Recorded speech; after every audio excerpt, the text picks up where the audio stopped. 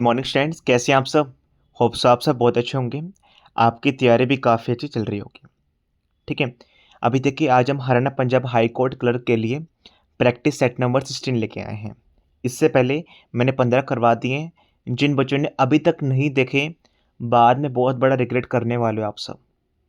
ठीक है। काफ़ी कम टाइम की वीडियो बनाता हूँ, काफ़ी इंपॉर्टेंट रहती है आप सबके लिए। ठीक है। तो साथ में जो बच्चे चैनल पे पहली बार आए हैं, प्लीज़ चैनल को फॉलो कर लीजिए। बाद में मिस कर दोगे आप, ऐसा कंटेंट वाईटी पे आपको नहीं मिलने वाला। ठीक है। एग्ज़ाम को खुद 2 बार क्लियर किया है और हज़ारों बच्चों को सिलेक्शन दिला चुका हूँ। राइट। अभी देखिए, बच्चों का मेरे पास डाउट ये आया था कि सर आप प्रैक्टिसर करवा रहे हैं, हमें काफ़ी अच्छे तरीके से समझ में सब कुछ आ रहा है, तो प्लीज़ आप हमें डिस्क्रिप्टिव के बारे में भी करवा दीजिए। तो आज मैंने सोचा कि प्रैक्टिस सेट नंबर 16, पहले मैंने जीएस की वीडियो डिज़ाइन की हुई थी, मैंने क्या उसको हम बाद में कर लेंगे। तो स्पेसिफिक आपके लिए मैंने डिस्क्रिप्टिव पार्ट के लिए आज वीडियो बना रहा हूँ। सेट नंबर 16 आपका डिस्क्रिप्टिव पार्ट के लिए रहेगा। आज हम ऐसे के बारे में जानेंगे एग्जैक्टली कैसे लिखना है, क्या नहीं लिखना, एग्जामिनर कैसे मार्क्स देगा, कैसे अच्छे मार्क्स आप ला सकते हैं। बहुत टीचर का आपने पहले देखा होगा, सुना होगा, इम्प्लीमेंट करा होगा। मेरा तरीका थोड़ा यूनिक रहेगा। जो बच्चा मेरे से जुड़ा है, उसने ऑलरेडी उसे फॉलो किया हुआ है और वो अच्छा स्कोर भी करने वाला है डेफिनेटली। ठीक है। मुझे नहीं पता दूसरे टीचर कैसे करवा रहे हैं, लेकिन मैं उनसे वो बिल्कुल उल्टा चल रहा हूँ। वो चीज़ें जो पहले करवा रहे हैं, मैं सबसे वो लास्ट में करवा रहा हूँ। ठीक है। तो अभी हम डिटेल में बात करेंगे। काफ़ी मज़ा आने वाला है, काफ़ी छोटी वीडियो रहेगी, लेकिन हाँ, काफ़ी यूज़फुल रहने वाली है। कुछ नया सीख के जाओगे। और डेफिनेटली आज अगर हम ऐसे के बारे में बात कर रहे हैं, वीडियो अच्छी लगी आप सबको, तो लेटर के बारे में भी लेके आऊँगा मैं, और ट्रांसलेशन प्रोसेस के बारे में भी ले आऊँगा एक वीडियो। ठीक है। अभी देखिए, कल जैसे बच्चों का रिजल्ट आया, ठीक है, लुधियाना कोर्ट क्लर्क का प्री का जो पेपर 1 रहता है, इसके बाद उनका सीपीटी होने वाला है। जैसे हाई कोर्ट में आप सबका भी सीपीटी होएगा। बहुत सारे बच्चों का सिलेक्शन हुआ है। ठीक है। इसमें तो मैंने 22 बच्चों का नेम डाला है। अभी 3 लिस्ट और हैं। ये सभी मेरे बच्चे ही हैं, मेरे से ही पढ़ रहे हैं। ठीक है। और सीपीटी के रिगार्डिंग भी मेरे अंडर ही गाइडेंस ले में पढ़ रहे हैं, और इनका सिलेक्शन होना भी कन्फर्म है सीपीटी में भी। ठीक है। कार्तिक, दीप्ति, गेरा, अक्षित, ममता, देवती, ममता, रोशनी, शिवानी, अक्षित, पूनम, जसमीत कौर, निशिका, नेहा, आकाश, अश्विंदर सिंह, नवनीत कौर, विभा, अमनप्रीत, मंजीत कौर, संदीप, मनीषा। अगर किसी को डाउट हो, आप लुधियाना कोर्ट की साइट पे जा सकते हो और मैच भी कर सकते हो। ठीक है। अभी 2-3 और लिस्ट हैं। तो अभी जो बच्चे मेरे अंडर पढ़ रहे हैं, उनका सिलेक्शन हुआ है, वो टेलीग्राम पे मैं डाल दूंगा। अभी वो लिस्ट बनी नहीं है एग्जैक्टली। ठीक है। अभी एक बनी थी, तो मैंने वो डाल दी है, सुबह ही मैंने बनवाई थी टीम से। ठीक है। 2-3 अभी बननी बाकी हैं, तो वो रात तक बन जाएंगी, तो वो अपलोड हो जाएंगी। देखिए, पढ़ाने का तरीका थोड़ा यूनिक है, तभी बच्चों का सिलेक्शन यहाँ से हो रहा है। गधे वाली मेहनत ना मैं करने वाला हूँ, ना मैं करवाने वाला हूँ। ठीक है। तो आज भी कुछ नया सीख के जाओगे, और काफ़ी यूज़फुल वीडियो रहेगी। ठीक है। कंटेंट अच्छा लगे, पढ़ाने का तरीका अच्छा लगे, लाइक कर सकते हैं, और प्लीज़ अपने फ्रेंड्स को और रिलेटिव्स को शेयर भी कर सकते हैं। ठीक है। अभी देखिए, हम ऐसे राइटिंग के बारे में बात करेंगे। देखिए, आज मैं आपके लिए एक ऐसे भी लेके आया हूँ, जो वर्डिंग्स है मैं वो भी लेके आया हूँ, क्या लिख सकते हैं आप, क्या क्या लिखना है एग्जैक्टली, कहाँ बॉडी में क्या लिखने होते हैं, स्टार्टिंग कैसे कर सकते हैं आप, और कंप्यूटर में कैसे टाइप करना होता है, वो भी चीज़ लेके आया हूँ। लेकिन उससे पहले कुछ इंपॉर्टेंट पॉइंट्स। जिन बच्चों ने पेड कोर्स ज्वाइन किया हुआ उन्होंने को तो ऑलरेडी पता ही होंगे, जो पॉइंट्स मैंने ऑलरेडी उनको बताए हैं। ठीक है। तो कुछ पॉइंट्स लेके आया हूँ, इन चीज़ को पहले फॉलो करेंगे, उसके बाद हम एसए के ऊपर काम करेंगे। ठीक है। कुछ पॉइंट्स लेके देखिए, आपके एग्जाम में डिस्क्रिप्टिव पार्ट 30 मार्क्स का आने वाले हैं। SA, letter, translation, precis. ठीक है। मार्क्स ऑलरेडी बताए हुए हैं, वर्ड्स ऑलरेडी बताए हुए हैं। आज हम कोई टाइम वेस्ट नहीं करने वाले बिल्कुल भी। देखिए, हवाबाजी वाला टीचर मैं बिल्कुल भी नहीं हूँ। ठीक है। कि ऐसा हो जाएगा, ऐसे कर लो, चुटकुले सुना दो, ऐसा कुछ भी नहीं है। जो रहेगा टू द पॉइंट रहने वाला है। ऐसे में देखिए, आपको ऑलरेडी पता, हम ऐसे के बारे में बात करेंगे। 10 नंबर का आएगा, और आपका 150 वर्ड्स का आपको लिखना है। ये आपको ऑलरेडी पता है, कोई भी डाउट इसके अंदर किसी बच्चे को नहीं होना चाहिए। 150 वर्ड्स बोल रखा है, तो 160 के आसपास आप फिनिश कर सकते हैं, वाइंड अप कर सकते हैं। ठीक है। अभी देखिए, अगर आपने तैयारी नहीं की डिस्क्रिप्टिव पार्ट की, पिछली बार की तरह नहीं, तो 2022-23 में एग्जाम हुआ था, बच्चों को 10 नंबर भी नहीं आए थे इसके अंदर डिस्क्रिप्टिव पार्ट में। सच बोल रहा हूँ ये बात बिल्कुल। जिन्होंने एग्ज़ाम दिया है, कट ऑफ इनकी काफ़ी कम गई थी। द रीज़न बिहाइंड बच्चों ये सोच रहे कि यार 30 में से 22 नंबर तो आ ही जाएँगे, 20 नंबर तो आ ही जाएँगे हमें, ठीक है? तो मिनिमम मार्क्स 15 तो आ ही जाएँगे, लेकिन बच्चों के 10 भी नहीं टपके थे। एस्से में बच्चों के आउट ऑफ 10 1 या 2 नंबर मिला था।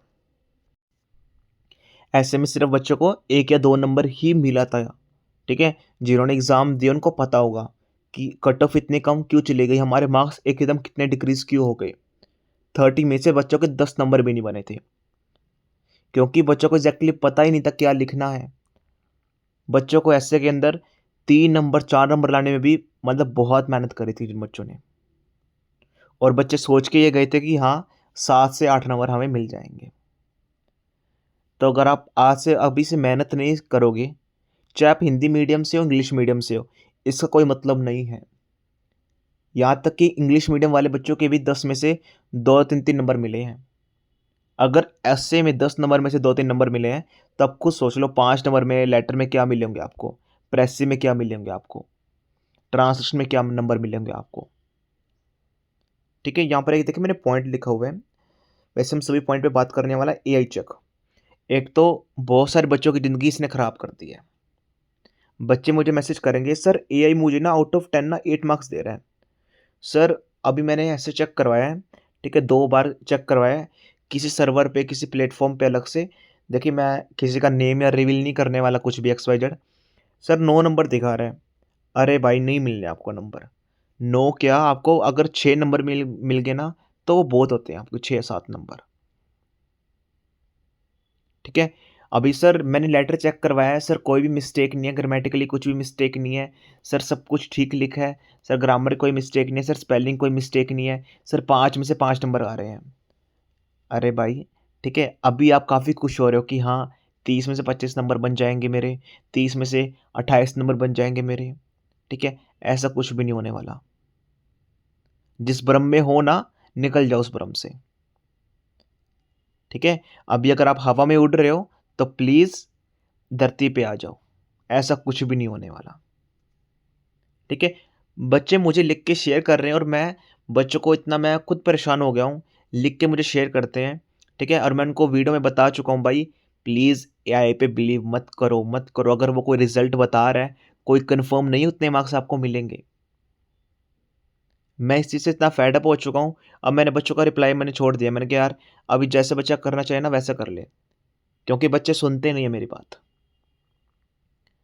क्योंकि उनके बार-बार बताने के बाद मैंने कि भाई एआई से चेक मत करवाओ, वो कुछ नहीं बता पाएगा आपको, वो कुछ का कुछ रिज़ल्ट बता देगा आपको।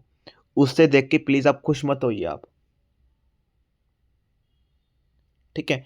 सर ऐसे में सर मेरे ना कभी भी ना एआई से मैंने चेक करवाया, हर बार 8 से कम आए नहीं है, ठीक है?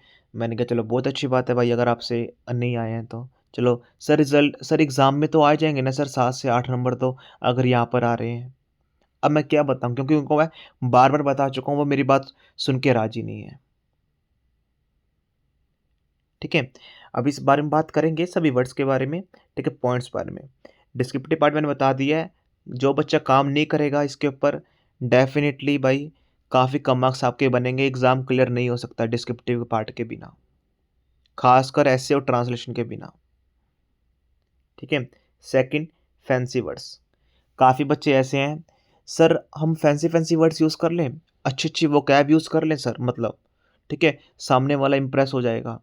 अरे मेरे भाई, अब बच्चे हैं मुझे लिख के शेयर करते हैं, ठीक है? फॉर्मेटिंग की हज़ारों मिस्टेक रहती हैं उसके अंदर, ठीक है? फैंसी वर्ड यूज़ कर देंगे, कोई एक लाइन लिखी यहाँ पर एक समझ सपोज़ करो ये लाइन लिख रहे हैं, ठीक है? बीच में फुल स्टॉप आ गया। मैं समझ गया कि बच्चा इस लाइन का क्या कन्वे करना चाह रहा है, इसका मीनिंग क्या बताना चाह रहा है, लेकिन वो प्रॉपर वहाँ पर एक्सप्लेन कर ही नहीं पा रहा। द रीज़न बिहाइंड, क्योंकि वो ऐसे फैंसी वर्ड यूज़ करना चाहता है, ऐसी वोकैब यूज़ करना चाहता है, ठीक है? कि सामने वाला इम्प्रेस हो जाए। अरे भाई, तुम लड़की देखने जा रहे हो क्या तुम? कि सामने वाले को इम्प्रेस करोगे? जब तक आप मीनिंग ही कन्वे नहीं कर पाओगे, तो कैसे आप इम्प्रेस करोगे किसी भी चीज़ को? ठीक है? चाहे आप कम लाइन लिखो लेकिन अच्छे वर्ड्स लिखो। मैं ये नहीं बोल रहा कि बिल्कुल भी वोकैब अच्छी यूज़ नहीं करनी, ठीक है? आपको फैंसी वर्ड नहीं यूज़ करने, कर सकते हो, कम अमाउंट में। एग्जामिनर कोई भी इंप्रेस नहीं होगा, जो भी एग्जाम चेक करने वाला है कि हाँ बच्चे ने लंबी लंबी वर्ड्स लिख रखे हैं, अच्छी अच्छी वोकैब यूज़ कर रखे हैं, तभी इसको मार्क्स दूँ। ऐसा कुछ भी नहीं है बच्चों। ठीक है, अगर आप ऐसा सोच रहे हो तो भाई आप बहुत गलत फैमिली में हो। ठीक है, साथ में सिंपल लैंग्वेज। भाई आप सब अगर सिंपल लैंग्वेज भी यूज़ कर रहे हो ना, ठीक है, डेफिनेटली आपका अच्छा कंटेंट बन सकता है। मैं ऐसा क्यों बोल रहा हूँ? आप सपोज करो आप ये पैराग्राफ लिख रहे हो कुछ भी, ठीक है, और आपने सिंपल लैंग्वेज यूज़ करी है, कोई दिक्कत की बात नहीं है, लेकिन हर एक मीनिंग, हर एक लाइन एक मीनिंग कन्वे कर रही है, रिपीटिशन आपने दोबारा नहीं किया कोई भी वर्ड्स का, किसी भी लाइन का, हर एक मीनिंग, हर एक लाइन एक यूनिकनेस प्रोवाइड कर रही है, तो भाई ये काफ़ी अच्छा रहेगा as compare to fancy words. यहाँ पर आपको ज़्यादा मार्क्स मिल सकते हैं, ना कि फैंसी वर्ड्स के दौरान। एक प्रेजेंटेशन नाम की चीज़ होती है, वो आपको सिंपल लैंग्वेज ही प्रोवाइड कर सकती है। मैं ये नहीं बोल रहा कि बिल्कुल ही सिंपल करो, बिल्कुल भी, ठीक है, कोई भी वोकैब ही ना यूज़ करो, ऐसा नहीं बोल रहा। लेकिन हाँ, कुछ कर सकते हो, लेकिन मीनिंग अच्छा होना चाहिए उन वर्ड्स का, उस लाइन्स का, कि सामने वाला इंप्रेस हो जाए, उसको लगे कि हाँ, बच्चे को कुछ आता है, तभी आपको मार्क्स मिलने वाले हैं। अभी बच्चा ना कोई एग्ज़ाम्पल दे रहा है, ठीक है, एग्ज़ाम्पल दे के राज़ी नहीं है, पता नहीं क्यों मुझे नहीं पता, किसी टीचर ने सिखाया, उनको नहीं सिखाया, कोई जो लाइव रिसेंट अभी कुछ भी इंसिडेंट हुआ है, उससे कनेक्ट नहीं कर पा रहे हैं, गवर्नमेंट को क्रिटिसाइज़ कर रहे हैं। अगर सपोज़ करो ग्लोबल वार्मिंग के ऊपर आ गया, पॉल्यूशन के ऊपर आ गया, गवर्नमेंट को ही वो क्रिटिसाइज़ कर रहे हैं, ना कि ये बताने के लायक कि गवर्नमेंट ने स्कीम चला रखी है, ऐसे काम कर रही है, ठीक है? तो कैसे मार्क्स मिलेंगे आपको? ठीक है, कोई भी आपको एग्जाम्पल आए, कोई भी लेटेस्ट है, रिसेंट है, कुछ भी है, उससे कनेक्ट करके लिखो, डेफिनेटली मार्क्स मिलेंगे आपको, दूसरे बच्चों से ज़्यादा मार्क्स मिलेंगे आपको। इंट्रोडक्शन है, इंट्रोडक्शन में फुल फॉर्म बताओ, एग्जैक्टली है क्या, डेफिनेशन बताओ, उसके बारे में बताओ, ठीक है, 360 घूम जाओ उसके आसपास। इंट्रोडक्शन होता क्या है? जब आप अपने बारे में बता रहे होते हो तो क्या बता रहे होते हो? पूरी इन्फॉर्मेशन दे रहे होते हो अपने बारे में, अपनी फैमिली बैकग्राउंड, अपनी की हॉबी के बारे में, अपने स्पोर्ट्स के बारे में, हर एक चीज़ के बारे में, एजुकेशन क्वालिफिकेशन के बारे में, अपने बैकग्राउंड के बारे में। उस तरीके से इंट्रोडक्शन में क्या करना होता है, उसके बारे में बताना होता है, ना कि पॉजिटिव पॉइंट्स और नेगेटिव पॉइंट्स। अब इंट्रोडक्शन में आप ये थोड़ी बताओगे अपने बारे में कि हाँ, मुझे गुस्सा बहुत जल्दी आता है, सर मुझे सब्जी बनानी नहीं आती, सर मैं खाना नहीं बना सकता, ये तो नहीं बताने वाले आप। ठीक है, बच्चों का चेक करता हूँ, काफ़ी बच्चे मेरे पास ऐसे हैं कि सर प्लीज़ हमारा ना ऐसे लेटर आप चेक कर दिया करो, ठीक है, हम पेड कोर्स का पार्ट तो नहीं है, ठीक है, तो प्लीज़ आप चेक कर दिया करो। जो मैंने कहा कोई इशू नहीं है, ठीक है, तो मैं उनको चेक करके यही गलतियाँ बताता हूँ उनको, लेकिन फिर बार बार वही गलती कर रहे होते हैं वो, मेरे बार बार बताने के बावजूद भी, क्योंकि मुझे नहीं पता कौन से टीचर से वो सीख के आए हैं। ठीक है, नेक्स्ट थिंग फॉर्मेशन। भाई फॉर्मेशन सबसे बेस्ट इंपॉर्टेंट रोल प्ले करती है अगर आपको मार्क्स लेके आने हैं। फॉर्मेशन इन द सेंस, आपको पता होना चाहिए कि कहाँ पर क्या लिखना है मुझे, एक रोड मैप आपके माइंड में तैयार होना चाहिए। मैंने पेड कोर्स में बच्चों को बताया है, कोई भी ऐसे स्टार्ट करने से पहले ऐसे नहीं, कोई भी टॉपिक आया और आपको पता उस बारे में आपने पढ़ रखा है, लिखना स्टार्ट कर दिया, ऐसा नहीं। पहले की पॉइंट्स लिख लो, कीवर्ड्स लिख लो, आपको पता होना चाहिए कि हाँ, इंट्रोडक्शन में मैं ये लिखूंगा, इंट्रोडक्शन में मैं ये लिखूंगी, बॉडी में मैं ये लिखने वाली हूँ, ठीक है, और आपकी कंक्लूड में ऐसे करूंगी मैं, सब कुछ पता होना चाहिए आपको। ठीक है, आपको ऑलरेडी मैप पता होना चाहिए कि हाँ, मैं कहाँ पर क्या लिखूंगा, कहाँ पर क्या लिखूंगी, कहाँ पर मैंने पास्ट फॉर्म यूज करनी है, कहाँ पर मैंने कोई एग्जाम्पल देना है, कहाँ पर मुझे अपना पीओवी बताना है।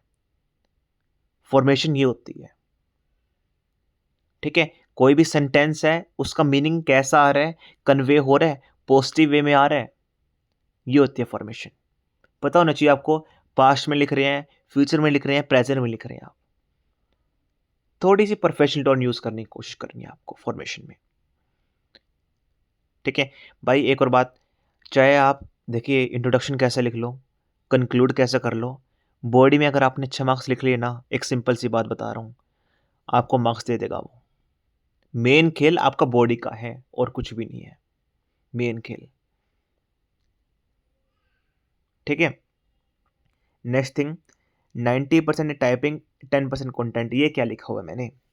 देखिए, ये सबसे बड़ा रोल है जो दूसरे टीचर को मेरे से अलग बनाता है, या ये बोल सकते हैं आप कि मैं कुछ अलग पढ़ा रहा हूँ या वो और कुछ अलग पढ़ा रहे हैं। ठीक है, अभी काफ़ी बच्चों से मेरे साथ बात होती है, इंटरेक्ट होती है, तो बच्चे बता रहे होते हैं कि सर फलान टीचर पे मैं वो पढ़ रहा हूँ, सर XYZ टीचर पे मैं वहाँ से स्टडी कर रहा हूँ, सर मुझे ये डाउट आ रहा है, सर वहाँ पर तो कोई अपडेट नहीं बता पा रहा, तो मैं आपसे कनेक्ट कर लेता हूँ, कर लेती हूँ, तो प्लीज़ आप हमें अपडेट कर दीजिए। जिन बच्चों से मैंने अभी तक बात करी है, सभी ने एक ही चीज़ बताई है, सबसे पहले वो टाइपिंग पे फोकस कर रहे हैं, मुझे नहीं पता क्यों। सर कंटेंट पे तो कोई काम ही नहीं कर रहा, कंटेंट पे तो कोई काम ही नहीं कर रहा। सर हमें बताया जाता है कि कंप्यूटर में टाइप करना है 10 मिनट में, 15 मिनट में, 20 मिनट में, 25 मिनट के अंदर। ठीक है, ये आपको लिखना है, फिर मैं चेक करूँगा।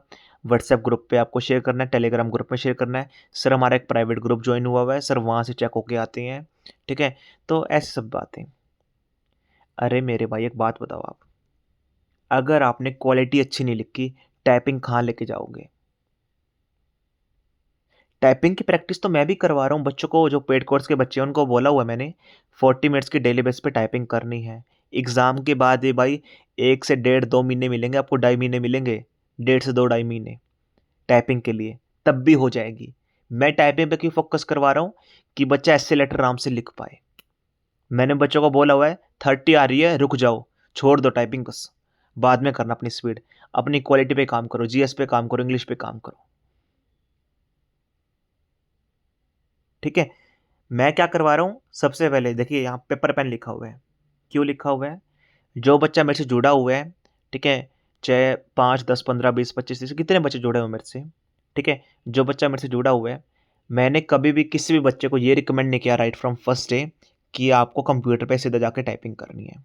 मैंने उसको ये बोला है, चाहे कितना बड़ा बच्चा हो, कितनी अच्छा हो, कि जाके पेपर पेन पे लिखो। ठीक है, मैंने स्ट्रिक्टली उसको ये बोला है, और वही मुझे शेयर करो। मैंने ऐसा क्यों बोला? मैं उनको ये भी बोल सकता था कि जाते आप कंप्यूटर पे टाइप करो, आपके दोनों काम बन जाएँगे, टाइपिंग भी हो जाएगी और आपकी इम्प्रूवमेंट भी हो जाएगी इंग्लिश की। मैं ये भी बोल सकता था, लेकिन नहीं। अरे भाई टाइपिंग तो आराम से हो जाएगी, क्वालिटी पे फ़ोकस करवाना है मुझे। टाइपिंग पे बच्चा देखिए 2 से 3 बार हड़बड़ाता है वहाँ पे। अगर कोई उसके माइंड में थॉट आ रहा है, तो उसको टाइपिंग करनी है, बीच में भूल जाएगा। कॉपी पेन के साथ वो कंफर्टेबल रहता है, कोई लाइन मिस कर दी, काट देगा, दोबारा लिख देगा वो।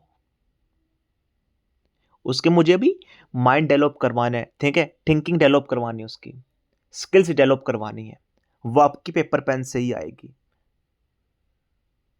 ठीक है, आपके एग्जाम में क्वालिटी काम करने वाले, कंटेंट काम करने वाला, ना कि टाइपिंग।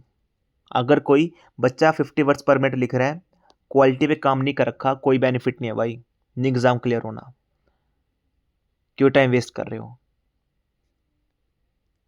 ठीक है, और जो बच्चा मेरा है, मैंने इसका उल्टा करवा रखा है, 90% मैं कंटेंट पे काम करवा रहा हूँ। अभी सपोज करो मैंने 30 ऐसे करवाए हैं बच्चों को। ठीक है, तो बच्चा मुझे लिख के शेयर कर रहा है, और मैं वो चेक भी कर रहा हूँ, चाहे थोड़ा डिले होता है चेक करने में, लेकिन करता हूँ मैं चेक, चेक करके शेयर करता हूँ उनको कि हाँ ये गलती करी है आपने। ठीक है, और टाइपिंग के लिए अलग से बोल रखा है मैंने, जब मुझे लगता है कि हाँ बच्चा अच्छा लिख पा रहा है, तब उसको रिकमेंड करता हूँ कि जाके लिखिए आप कंप्यूटर में। ठीक है, और मोस्टली टीचर अभी क्या करवा रहे हैं कि सर हमें तो ना, हम XYZ टीचर से पढ़ रहे हैं, सर वहाँ पर 10 मिनट का टाइम है, सर 20 मिनट का टाइमिंग है, उसमें हमें ऐसे फिनिश करना है। अरे मेरे भाई एक बात बताओ आप, छोटी सी बात, मैंने बहुत पहले बात बताई भी थी आपको यूट्यूब पे। ठीक है, एग्ज़ाम आपका 2 घंटे का होगा, ठीक है, 2 हार्स का। अभी आपको मैं अलग से स्लाइड पे बताता हूँ। आपका एग्ज़ाम 2 हार्स का रहने वाला है। ठीक है, सपोज करो GS आपने 20 मिनट्स में सारी निपटा ली। GS में तो देखिए ऐसा रहेगा, 50 क्वेश्चन है। ठीक है, अगर आपको आता होगा टिक करोगे, नहीं तो आप आगे बढ़ जाओगे। कोई मैथ कैलकुलेशन तो आपको नहीं करनी है। बाकी रह गया आपका 1 घंटा 40 मिनट। तो कहाँ लेके जाओगे इस मिनट को, ये बता दो मुझे। दीवारों को देखने वाले हो, मच्छर गिनने वाले हो, या पंखे गिनने वाले हो आप? ठीक है, अब कहते हैं बच्चे कि सर हमारे पास वो सिस्टम है सर, 10 मिनट में टाइपिंग, सर 10 मिनट में ऐसे लिखना होता है, सर 20 मिनट में ऐसे लिखना होता है, सर 15 मिनट में, सर 25 मिनट में ऐसे लिखना होता है। अरे मेरे भाई, 10 मिनट में 15 मिनट में आप लिख के कहाँ जाओगे? क्या आपका थॉट प्रोसेस 15 मिनट में डेवलप हो जाएगा? बच्चा तो फटाफट लिखेगा 15 मिनट के अंदर। कहाँ लेके जाओगे? सपोज करो मैं आपको, अभी सपोज करो 1 घंटा 40 मिनट बचा हुआ है, आपने 15 मिनट में या 20 मिनट में ऐसे लिख लिया, 20 मिनट में आपने लेटर लिख लिया, ठीक है। और आपने सपोज करो, ये तो बहुत ज़्यादा लिख रहा हूँ मैं, ठीक है, 20 मिनट्स में आपने प्रेस सी लिख ली। लेटर तो आपको छोटा सा ही लिखना है, प्रेस सी भी छोटी सी लिखनी है, ये तो 10-10 मिनट लगा लो इनके। चलो आप, चलो 20 आप मिनट ट्रांसलेशन के लिए लगा लो, ठीक है। तो कितने हो गए आपके? 40 मिनट तो आपके फिर भी बच गए। कहाँ लेके जाओगे इन 40 मिनट को आप? ठीक है। अगर मेरा बच्चा 40 मिनट भी लगा रहा है ना, या 50 मिनट भी लगा रहा है ऐसे के ऊपर, लेकिन ऐसे ऐसे लिख देगा कि हाँ, मार्क्स मिल जाएंगे उसको आराम से। भागना थोड़ी है भाई हमें। यही तो बेनिफिट है कंप्यूटर पे टाइप करने का, ठीक है, एक सिस्टम में टाइप करने का और पेपर पेन पे। अभी बच्चा कह रहा है कि सर मैं ना 3 घंटे प्रैक्टिस कर रहा हूँ ऐसे लेटर, मेरे ना सब कुछ अच्छा है, जीएस की अच्छी है, मेरे जीएस में मार्क्स अच्छे आ रहे हैं, तो इंग्लिश में मैंने बैच अलग से ले रखा आपका, तो उसके बाद मैं 2 से 3 घंटे लगा रहा हूँ, वो हिंदी मीडियम से है, 3 ऐसे लिख रहा हूँ 2-3 घंटे में, ठीक है सर, टाइमिंग लग रहा है, लेकिन मैंने उसका कंटेंट देखा, मुझे मजा आ गया पढ़ने में। मैंने कहा भाई, टाइम लग रहा है, कोई दिक्कत की बात नहीं है, कंटेंट आप A1 लिख रहे हो, मार्क्स आपको मिल जाएंगे इस चीज़ के। तो इस चीज़ का बेनिफिट है, ना कि 15-20-25 मिनट में आप लिख के ख़त्म कर दोगे। अरे भाई, भागना थोड़ी है, टाइम दे रखा है तो उस चीज़ का इन्वेस्टमेंट करो ना आप, कि कहाँ पर इन्वेस्ट करो कि जिससे मुझे आउटपुट ज़्यादा मिल सके। अगर इन्वेस्टमेंट ही आप गलत जगह करोगे तो डेफिनेटली आउटपुट कैसे निकलेगा आपका?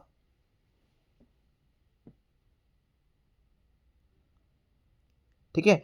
टाइमिंग का मैंने इसलिए जानबूझ के यहाँ पर पॉइंट ऐड करा, आपके पास बल्क में टाइम होने वाला एग्जाम में, अच्छी तरीके से पहले समझो कि हाँ, कहाँ पर कितना मुझे टाइम देना, कहाँ पर कितना टाइम मुझे नहीं देना। जल्दी के चक्कर में कंटेंट से कॉम्प्रोमाइज करोगे आप। 15 मिनट में 20 मिनट में आप लिखने वाले हो, ठीक है, तो देखिए, डेफिनेटली अगर कोई बच्चा 20 मिनट या 40 मिनट लगा रहा है ऐसे के ऊपर, तो वो आराम से लिखेगा और अच्छा लिखने वाला है, सोच सोच के लिखेगा, और आपका वही माइंडसेट रह जाएगा एग्जाम में भी। एग्जाम में भी अगर आप 15-20 मिनट के सेट लगा के सोच रहे हो, एग्जाम में भी आप 15-20 मिनट में फिनिश कर दोगे, इस बात की श्योरिटी मैं लेता हूँ, लेकिन क्वालिटी जैसी नहीं आ पाएगी आपकी। तो इस चीज़ का ध्यान रखो। नेक्स्ट पॉइंट, आपको पता होना चाहिए इंट्रोडक्शन में क्या लिखना है, बॉडी में क्या लिखना है, और कंक्लूड कैसे करना है। बच्चों को पता ही नहीं है। अभी टीचर देख क्या करवा रहे हैं, ठीक है, मैंने बच्चों को पेपर पेन पे स्टार्ट करवाया, अलग से तो इंट्रोडक्शन करवाया, याद करवाना सिखाया, बताना सिखाया एग्जैक्टली क्या लिखना है, इसमें कौन कौन से हम टॉपिक ऐड कर सकते हैं। इसके बाद मैंने अलग से बॉडी लिखवानी सिखाई, और बाद में कंक्लूड करवाना सिखाया। पहले मैंने यहाँ पर स्पेस देना भी सिखाया बच्चों को। ऐसा मैंने क्यों करवाया? मैं तो बच्चों को बोल देता सिंपल, कि जैसे एग्जाम में पैटर्न आता है वैसे करो आप, जानबूझ के। द रीज़न बिहाइंड, कि बच्चे को समझ आए इंट्रोडक्शन में लिखना क्या है, बॉडी में लिखना क्या है, कंक्लूजन में लिखना क्या है। अगर सारा मैं मिक्स कर दूँ ना, कि यहाँ से लेके आपको यहाँ तक ना लिखना ही है बस, ठीक है, इंट्रोडक्शन बॉडी कंक्लूजन, ये रहा इंट्रोडक्शन, यहाँ से कंक्लूजन खत्म, तो बच्चे को समझ ही नहीं आएगा। ठीक है, थोड़े सा टाइम लगेगा ज़रूर, लेकिन जो मैंने बात बताई है उसको इम्प्लीमेंट करके देखो, फॉलो करके देखो, मार्क्स ना बढ़े, क्वालिटी इंप्रूव ना हुई, भाई मैं पढ़ाना छोड़ दूंगा। कल रिजल्ट आया, कोई हवाबाजी करके नहीं आया मेरा। ठीक है, तो होप्स आप मेरी बात समझ गए होंगे। यही चेक मैंने बता दिया, पेपर पेन भी मैंने बता दिया है, प्रैक्टिस करनी है पेपर पेन पे करा करो आप सब। अभी स्पीड अगर आपकी ठीक ठाक है, क्वालिटी पे काम करो अपनी। ठीक है, अभी जो चीज़ें मैंने बताई हैं, सर ये बातें तो आपने बता दी, सर फॉलो कैसे करें? तो अभी एक एस्से लेके आया हूँ, ठीक है, उसके बारे में हम बात करेंगे। जो चीज़ें बताई हैं उसको इम्प्लीमेंट करवाने वाला हूँ। यही चीज़ें पेड कोर्स में पढ़ाई है, बच्चों ने सीखी है मुझसे। ठीक है, पढ़ाने का तरीका थोड़ा यूनिक है, लेकिन अच्छा लगने वाला आपको। क्राइम अगेंस्ट वुमेन, ये हमारा टॉपिक रहेगा आज का। एक ही एस्से लेके आया हूँ, डिटेल में बात कर लेंगे इसके बारे में। ठीक है, इंट्रोडक्शन, बॉडी, कंक्लूजन, सब कुछ बात करेंगे इसके बारे में। ठीक है, तो मुझे अच्छा लगा ये टॉपिक, तो मुझे लगा एग्जाम में आने के भी चांसेस हैं, तो मैंने डाल दिया आपका। ठीक है, नेक्स्ट देखिए क्राइम अगेंस्ट वुमेन, इसके बारे में बात करेंगे, डिटेल में बात करने वाले हैं। जो आपने अभी सीखा है, अगर भूल गए हो दोबारा देख लेना थोड़ा बैक करके, जो बातें मैंने अभी बोली है। देखिए, एक तो पहली बात, सिंपल वर्ड्स रहेंगे आपके बिल्कुल, फॉर्मेटिंग का ध्यान रखा है, कंटेंट का ध्यान रखा है, टाइमिंग अनलिमिटेड है आपके पास, कोई दिक्कत की बात नहीं है। इंट्रोडक्शन अलग से लिखा है, बॉडी अलग से लिखी है, कंक्लूजन अलग से लिखा है, पेपर पेन पे लिखा मैंने। ठीक है, अब देखिए टॉपिक क्राइम अगेंस्ट वुमेन। सबसे पहले ये आपका इंट्रोडक्शन रहने वाला है, ये आपकी बॉडी रहेगी, मैंने लिखा भी हुआ स्पेशल बॉडी, एग्जाम में लिखना नहीं है, मैंने जानबूझ के लिखा है आपको समझ में आ जाए समझाने के लिए, और ये हमारा कंक्लूजन रहेगा। ठीक है, अब देखिए स्टार्ट कैसे करा मैंने। एक मैंने काफ़ी अच्छा कोट लिखा है स्टार्टिंग में, कि जिसे सामने वाला कोई भी चेक कर रहा है खुश हो जाए वो देख के, कि हाँ, कि मन खुश हो जाए उसका सामने से पढ़ के। मैंने वैसे स्टार्ट करा है, we are living in republic not republic. कितनी अच्छी लाइन है, आप खुद बताइए कि सामने वाला अगर इंप्रेस क्यों ना होएगा। मतलब अगर पहली लाइन उसको ऐसे मिल जाए यार, ठीक है, तो आपने स्कूल या कॉलेज में अगर स्पीच दिए, देखिए मैंने तो बहुत दिए हैं, तो स्टार्ट भी मैं ऐसे ही करता था, गुड मॉर्निंग बोलने से पहले एक कोट या फ्रेज, कि सामने वाले को पता चल जाए कि हाँ क्या टॉपिक चूज किया है। अभी देखिए एग्जाम में सपोज करो, जस्ट गिव मी सेकंड, आपके एग्जाम में सपोज करो 4 ये ऐसे आ गए हैं, ठीक है, और आपने चूज कर लिया थर्ड वाला, आपने थर्ड वाला चूज किया। ठीक है, अब ये तो नहीं है कि आप ये लिखोगे, क्वेश्चन नंबर सपोज करो फोर्थ है, फोर्थ ये लिखोगे और ये वाला टॉपिक लिखोगे, उसके बाद स्टार्ट करोगे। ऐसे नहीं करना आपको, करना कैसे है, फोर्थ टॉपिक लिखना है और सीधा स्टार्ट कर देना ऐसे लेटर। ठीक है, मेरा मोटिव क्या है, सोचने का तरीका क्या है, जब आप लिखना स्टार्ट करोगे ना, पहली लाइन ही वो पढ़ोगे आप, ऑटोमेटिकली सामने वाले को समझ में आ जाएगा आपने कौन सा टॉपिक चूज किया है। ये होती है थिंकिंग, ये होती है स्किल्स, छोटी छोटी बातें। ठीक है, we are living in republic not republic, अरे सामने वाला हिल जाएगा ऐसी लाइन पढ़ के तो। ठीक है, अभी देखिए इंट्रोडक्शन मैंने क्या लिखा है, this powerful statement remind us that no society can progress if it's women live in fear. कि कोई भी सोसाइटी, कोई भी इंडिविजुअल, ठीक है, कोई भी कंट्री प्रोग्रेस नहीं कर सकती अगर वहाँ की वुमेन फियर में है, टेंशन में है।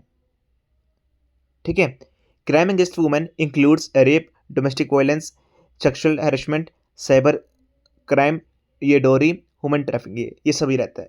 ठीक है, तो क्राइम अगेंस्ट वुमेन में क्या क्या रहता है, देखिए यहाँ पर मैंने सिर्फ डेफिनेशन बताई है, मैंने और कुछ भी नहीं बताया। सबसे पहले इंप्रेस करने के लिए एक लाइन बता दी, सामने वाला पढ़ के खुश हो जाए, उसको पता चले कि मैंने कौन सा टॉपिक चूज किया। उसके बाद उसकी डेफिनेशन बताई कि क्राइम अगेंस्ट वुमेन में होता क्या है एक्चुअली। अगर सपोज करो अब आप इंट्रोडक्शन देने वाले हो, आप बोलोगे मेरा नाम प्रिया है, या मेरा नाम दिव्याती है, मेरा नाम कंचन है, मेरा नाम सोनिया है, ठीक है, मैं वहाँ से बिलोंग करती हूँ, मेरा होम टाउन ये है, मेरी एजुकेशन क्वालिफिकेशन ये है, ठीक है, मेरे फादर ये करते हैं, ठीक है, अभी मैं यहाँ पर जॉब कर रही हूँ। ठीक है, आप अपने बारे में बताओगे, उस तरीके से हमें इसके बारे में ही बताना है। कोई ये नहीं बताना कि मेरे फुफ्फड़ ऐसे हैं, मेरे मामा ऐसे हैं, ठीक है, मैं ऐसे करती हूँ, मुझे डांस ऐसे, ये बता सकते अपने बारे में बताओगे, ये नहीं कि आस पड़ोस के सब कुछ के बारे में बताओगे। ये हमारा इंट्रोडक्शन होता है, बच्चों को समझ में नहीं आती, इसमें ही घुसा देंगे पॉजिटिव पॉइंट्स भी नेगेटिव पॉइंट्स भी, ऐसे नहीं लेना। ठीक है, यहाँ पर देखिए मैंने लिखा हुआ है सच क्राइम्स, कौन से क्राइम, ये सभी क्राइम्स, ये वाले रेप से लेके ये वाले।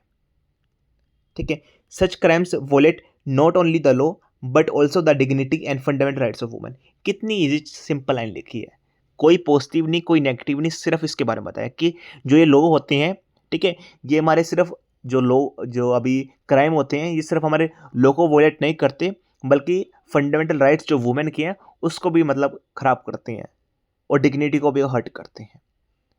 ठीक है, अभी देखिए बॉडी, बॉडी में क्या कुछ करना है, आपको बॉडी में सब कुछ बताना है, एग्जाम्पल भी बताने हैं, क्या होता है क्या नहीं होता, ठीक है, पॉजिटिव क्या हुआ, अभी रिसेंटली क्या हुआ है, सब कुछ आपको यहाँ पर लिखना होता है। बॉडी के अंदर देखिए क्या लिखना है आपको, देखिए बॉडी में मैंने स्टार्ट कैसे किया है, despite strict laws crime against women continue to occur. ठीक है, ये कंटिन्यू रहते हैं, मतलब चाहे बहुत सारे रूल्स एंड रेगुलेशन बनने के बाद भी क्राइम रुक नहीं रहे हैं। ठीक है, the recently Kolkata doctor rape and murder case shocked the entire nation and raised serious concern about women safety. अभी मैंने रिसेंटली एग्जाम्पल के बारे में बता दिया, सिंपल। ठीक है, देखिए मुझे इस चीज़ का भी ध्यान रखना है। आपको देखिए मनगढ़ंत कहानी कितनी बड़ी बना सकते हो आप। अगर आपको 250 वर्ड्स का लिखना होता है, आप कुछ भी लिख सकते हो। आपको इस चीज़ का भी ध्यान रखना कि हाँ, मुझे 150 वर्ड्स में सामने वाले को इम्प्रेस करना है।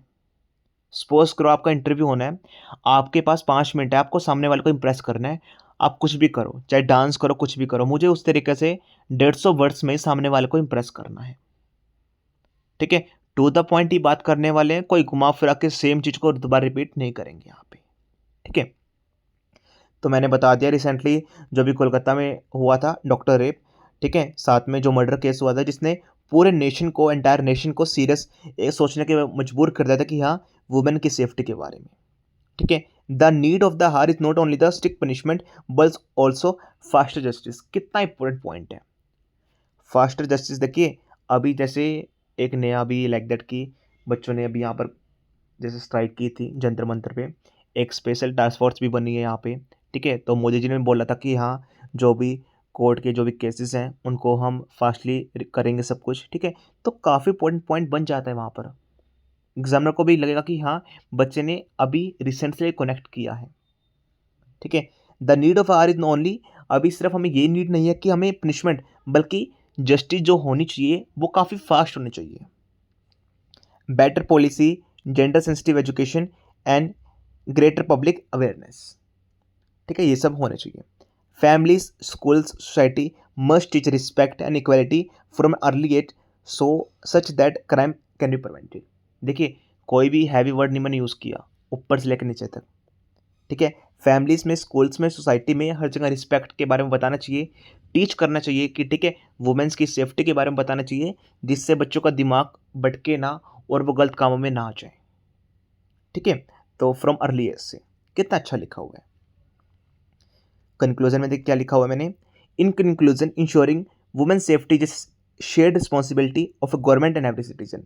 देखिए कंक्लूड में अपना पीओवी लिखना होता है, आपका पॉइंट ऑफ व्यू क्या है, आप इस बारे में क्या सोचते हैं, आप कौन से एफर्ट लगा सकते हैं। ठीक है, तो इसके अंदर देखिए मैंने क्या बताया, जो वुमेन की सेफ्टी है वो इंश्योर करते हैं, रिस्पॉन्सिबिलिटी है गवर्नमेंट की और एवरी सिटीजन की। ठीक है, a nation can truly be called develop only when women can leave, work and travel without fear. कितना अच्छा है।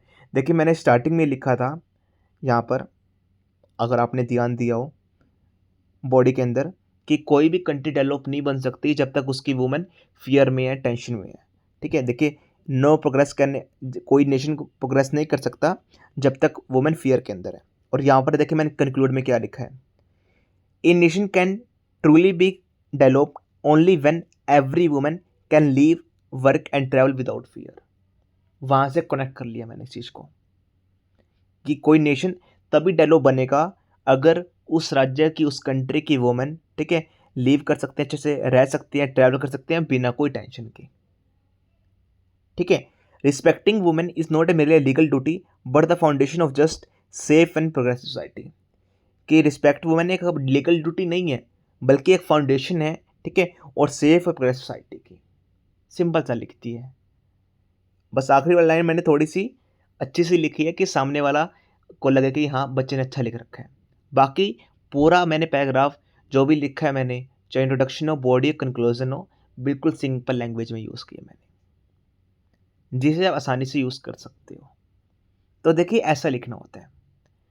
अभी देखिए काफ़ी टीचर क्या करते हैं, right from starting till and ना बता देंगे आपको लिखना।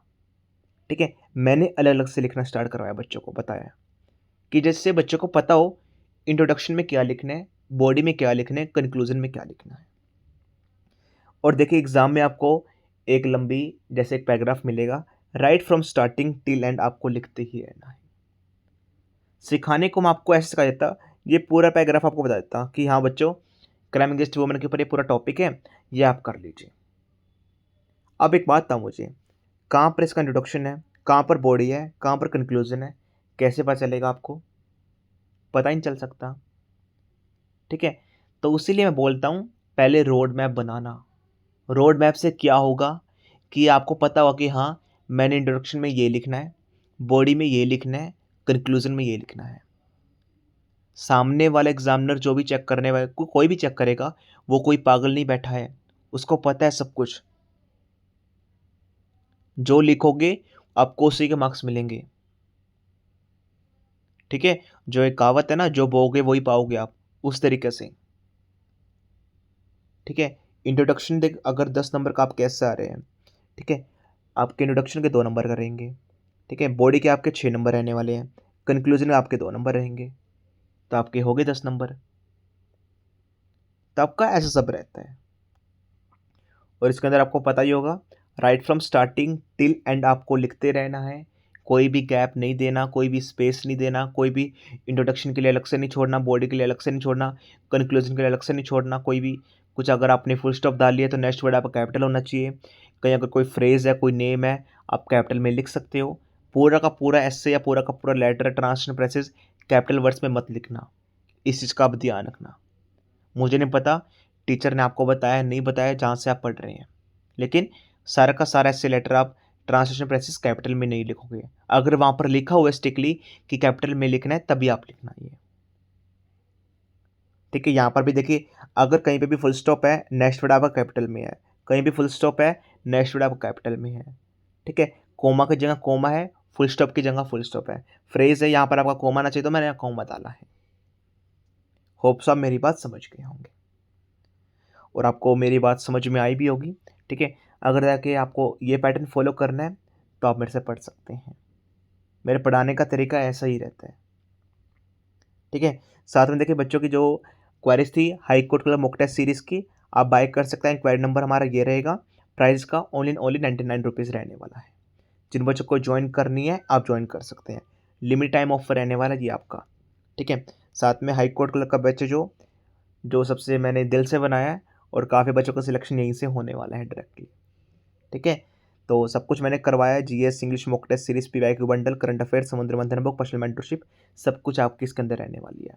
आपको अलग से कुछ भी करने की नीड नहीं पड़ेगी, ना कोई बुक उठानी पड़ेगी। काफ़ी बच्चे ये सोच रहे हैं कि सर देखिए आपने जैसे बताया कि अगस्त में एग्ज़ाम होगा या सितंबर में एग्ज़ाम होगा। देखिए, जितना सोर्सेज से मुझे पता चला, जो मेरे बच्चे लगे उन्होंने मुझे बता दिया, मैंने आपको वही बात बता दी।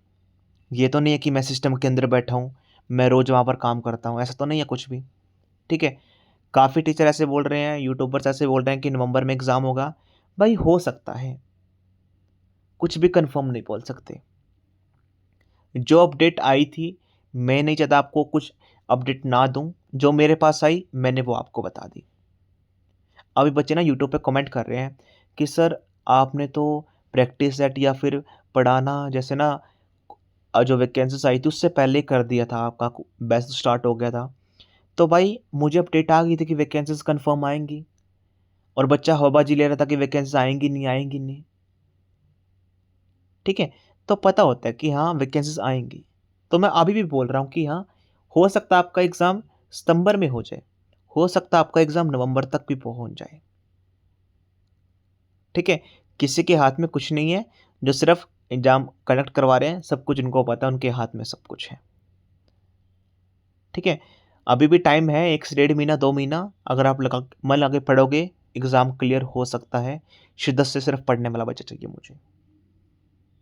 ठीक है, और कोई क्वेरीज है, कोई कोर्स वगैरह ज्वाइन करना है, कोई डाउट आया आपके, ये हमारा इंक्वायरी नंबर रहेगा, व्हाट्सएप पे मैसेज ड्रॉप कर देना, आपकी डेफिनेटली हेल्प की जाएगी।